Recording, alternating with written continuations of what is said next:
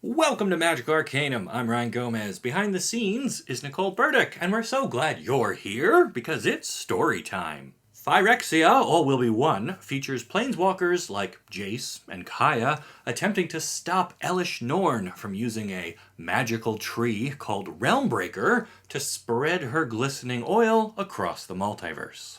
In addition to this main story, Wizards of the Coast gave us 5 supplemental side stories which cover events elsewhere on the plane and beyond. To help you better understand what else happens in All Will Be One, today we're looking at those side stories. But that requires you to be familiar with the entire Phyrexian story arc that has played out over the last year or so. I've got a whole playlist set up that covers it all, but before you binge on that, why don't you get comfy with some new clothes from Into the AM?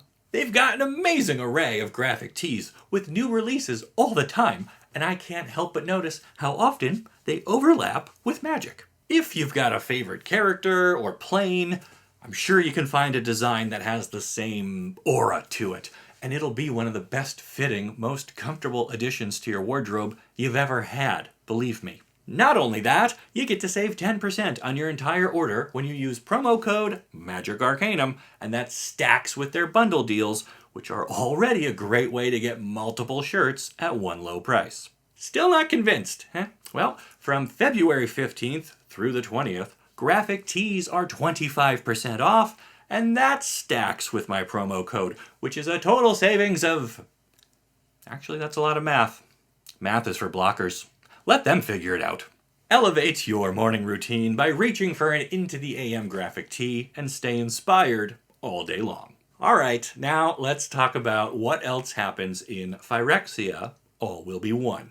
The first of the 5 side stories is called Cinders, and it introduces us to Neyali, a Volshok woman living on Mirrodin who is the face card of one of the set's commander decks. Neyali has a companion phoenix named Othari, and they travel together with a group of other rebel survivors. The story tells us how tough it is to be a Mirran on a world dominated by the Phyrexians. The survivors are constantly forced to fight against their former friends and family members who have fallen to the enemy and their glistening oil.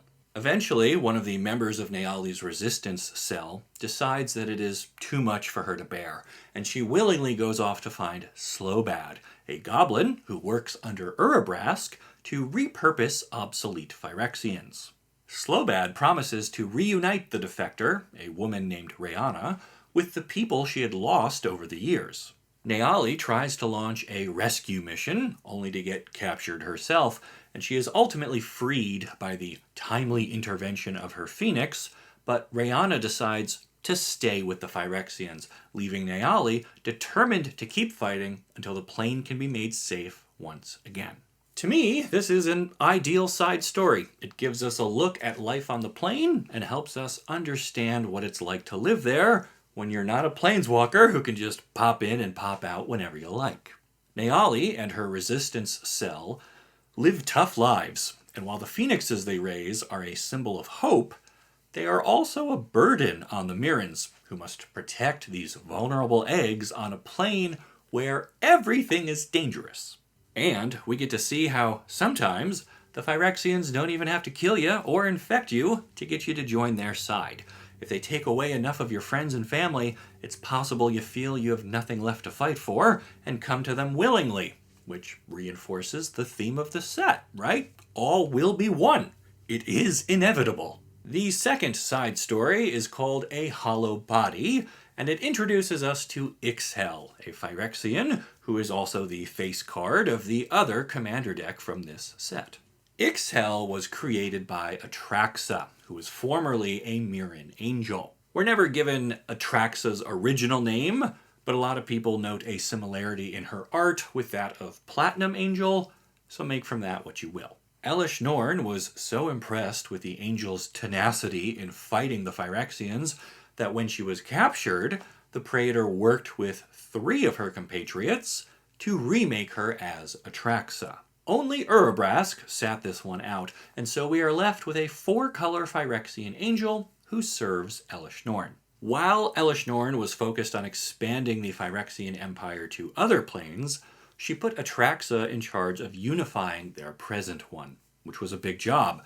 So big, in fact, that Atraxa couldn't do it all herself, and so she created Ixhel to serve as her own lieutenant.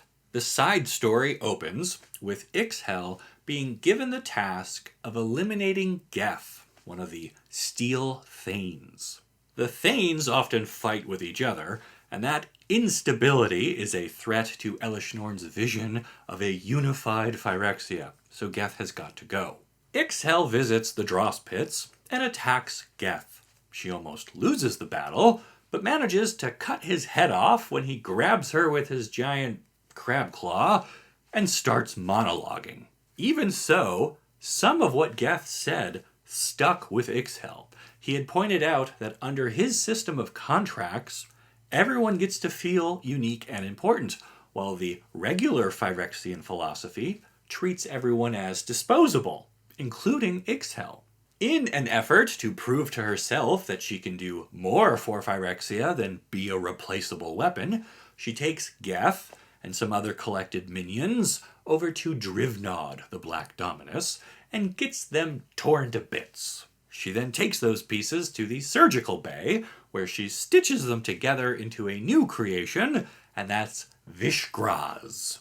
This is starting to get a little too biblical for me, with Elesh Norn begat Atraxa, who begat Ixhel, who begat Vishgraz. Anyway, Ixhel brings her creation back to Atraxa, and Atraxa is not impressed. She expected her good little soldier to carry out the mission and not waste perfectly good Phyrexian parts on whatever this is supposed to be. Devastated that her own creator cannot see the value in her work, Ixhel returned Vishgraz to the Dross Pits and began considering other forms of rebellion against her ungrateful overseer. So, we are left with a side story that reveals some fractures in the structure of the fair basilica, so to speak. Elesh Norn is obsessed with having all Phyrexians follow her path to glory, and soon the whole multiverse, but more and more we're finding Phyrexians who do not agree with her tactics. And now, even as she tries to stomp out rebellion within her own house, she's actually giving rise to more dissidents, which could ultimately result in her own downfall. Stories like this leave me feeling conflicted. I, of course, enjoy the world building, and getting to hear about the drama within the Phyrexians provides a measure of hope for the rebellion, but I don't feel sympathy for Ixhel, because she's still evil, and the existence of any Phyrexian is a threat to the multiverse. I know what it's like to create something and have it go unappreciated, certainly. But it is a challenge to see that happen to an unarguably evil character and identify with it, because I don't see myself as anything like Ixhel. I also don't see myself as anything like Lukka, who is the main character of our third side story, called Hard as Anger, Bright as Joy. This story starts with Lukka arriving on New Phyrexia as part of the main story's strike team, but the planar shield threw off his landing and dumped him in the Hunter Maze. He climbs his way up a tree and finds Nissa and the Wanderer fighting against Phyrexian beasts on a nearby ledge. Lukka uses his animal bonding powers to take control of another Phyrexian who was waiting to pounce on the women, who defeat their own challenge. Then the Wanderer uncontrollably planeswalks away. Nissa does not seem to trust Lukka, and Lukka's internal monologue tells us that Jace picked him for this mission for his military experience, figuring it would be helpful in the strike against Realmbreaker. Now, cut off from the main team, Lukka is willing to do anything he can to rejoin the mission, including bonding with Phyrexian creatures, even as Nissa tells him that's not a good idea. Obviously, Lukka's pride and self-confidence end up being his downfall. The two planeswalkers navigate the dangerous Hunter Maze together, and Lukka's bonded Phyrexian beast digs its own cables into him, eventually leading to his own completion. Before that, though, the pair also encounters Vorinclex and an elf named Glissa, enjoying a friendly sparring match at the center of the Hunter Maze. Lukka attacks and fights with Glissa, leaving the Praetor for Nissa. Glissa almost wins, but Lukka's bonded Phyrexian beast merges itself with his body, which lets him tower over Glissa, who is delighted to see such a display of raw power. Realizing they are actually on the same team now, they both turn their attention back to the other fight, where Nissa discovers she's now outnumbered 3-1 and runs off back into the maze. The story ends with Glissa giving Lukka the order to chase after Nissa, which he happily follows. Between this story and the end of the main story, we have to assume either he caught her or something else did, because Nissa appears completed in the final chapter of All Will Be One. Overall, this is possibly my least favorite of the side stories, partly because it has events that feel like they deserve to be a main storyline development. Nissa has been a significant character for years now, so relegating her to a single side story is surprising. It is also frustrating because Lukka continues to be a difficult character to understand. I can believe Jace picked him for this mission thanks to his military experience, but I cannot believe he would go ahead and bond with a Phyrexian after being explicitly told how dangerous they were. I think I would have preferred it if he had to do it out of desperation and bonded with a Phyrexian beast to protect himself. Then I could at least understand that choice as a matter of self-preservation, instead of what we got in the story, which was a display of cockiness I have not seen since, well, it's been a while. Anyway, Lukka is a big dumb idiot who kinda got what he deserved, but Nissa probably deserved better. The fourth side story is called A Man of Parts, and it tells us what the planeswalker Tezzeret was up to this entire time. He returns to New Phyrexia holding the smoldering remains of Rona, and demands to be let into the throne room to see Elesh Norn.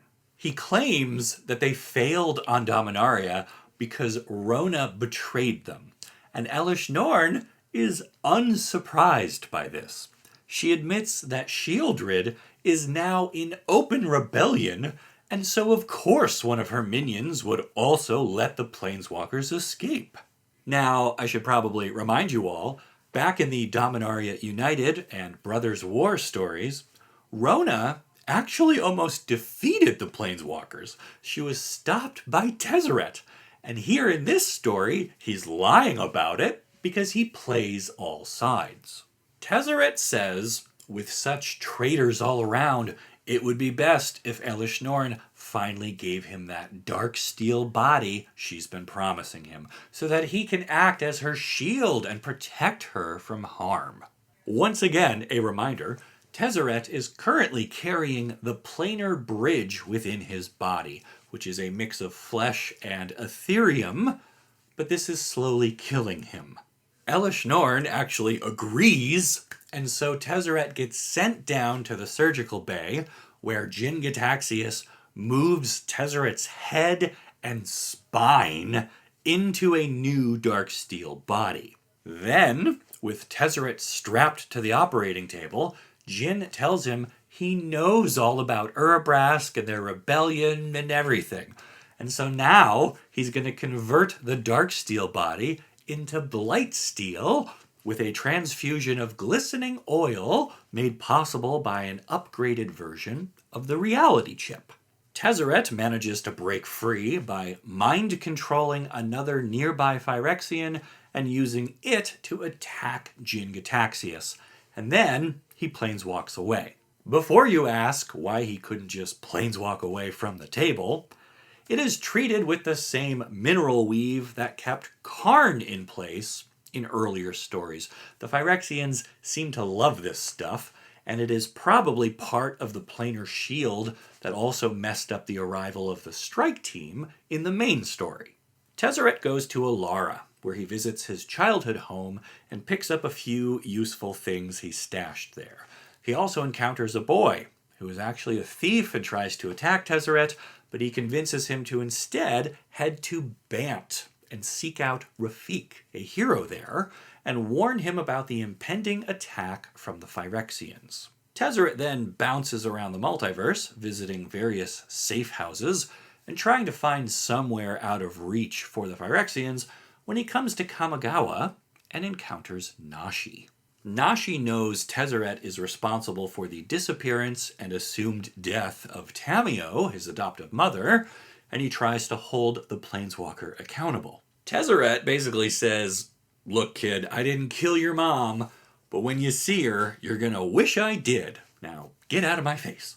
The story ends with Tezzeret seeking out the tower he once used as his base during his days leading the Infinite Consortium, and he decides to try and keep a low profile while the Gatewatch and Phyrexians fight for the fate of the multiverse. I also want to add in here that while the new Darksteel body is incredibly strong, it's not as flexible as the older Ethereum one. Tezzeret has trouble reshaping his arms into tools the way he used to, for example.